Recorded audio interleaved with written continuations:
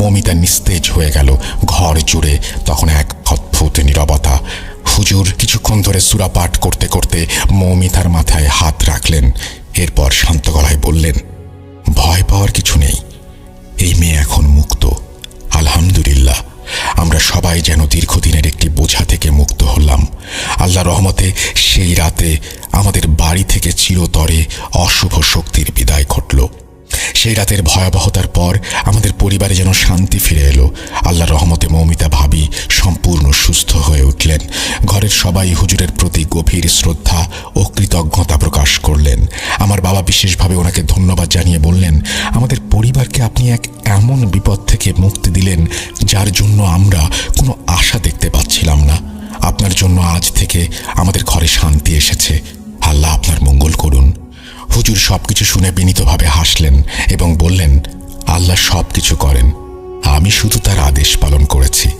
এরপর 2 দিন উনি আমাদের বাড়িতে ছিলেন। এই সময় হুজুর আমাদের ধর্মীয় কিছু বিষয়ে শিক্ষা দিলেন এবং বললেন, ঘরে সব সময় কোরআন তেলাওয়াত চালু রাখতে হবে, আল্লাহর নাম স্মরণ করতে হবে, তাহলে শয়তানির শক্তি আপনাদের ঘর থেকে দূরে থাকবে। শেষ দিনে আমরা সবাই মিলে হুজুরকে বিদায় জানাতে বাইরে এলাম।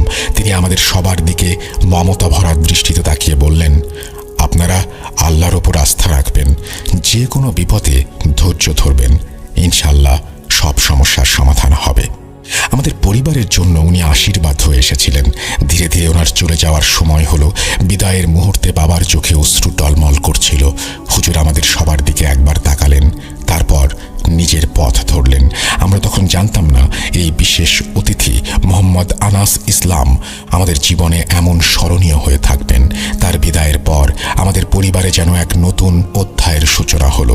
ভয় আর অস্থিরতার জায়গায় ফিরে এলো সুখ আর শান্তি। ঘটনা সম্পূর্ণ সত্য এবং এই ঘটনা বিশ্বাস করা বা না করা আপনার ব্যাপার।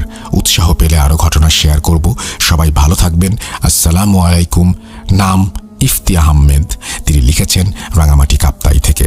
যদি আপনাদের এই ঘটনাটি ভালো লাগে অবশ্যই জানাবেন। আমার কাছে তো খুবই ভালো লেগেছে এবং আমার বিশ্বাস যারা আপনারা শুনেছেন তাদের কাছেও এই ঘটনাটি যথেষ্ট ভালো লেগেছে। এই মুহূর্তে আপনাদেরকে আমরা নিয়ে যাব এমন কিছু ঘটনায় যে ঘটনাগুলো হয়